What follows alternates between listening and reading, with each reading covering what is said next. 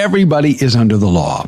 Jews under the Mosaic law and Gentiles under the natural law. That is the traditional reading of this, and it's the traditional Reformed reading.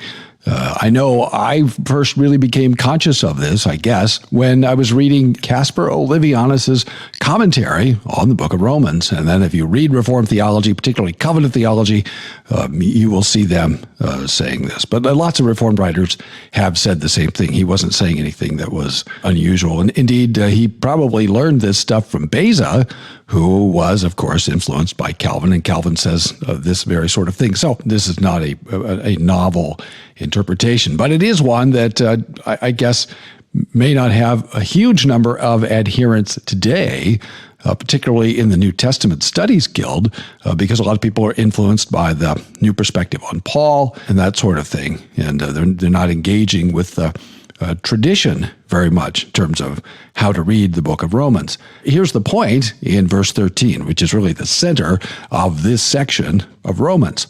All right, now I want you to listen to this very carefully. I read it, but I want you to hear it again.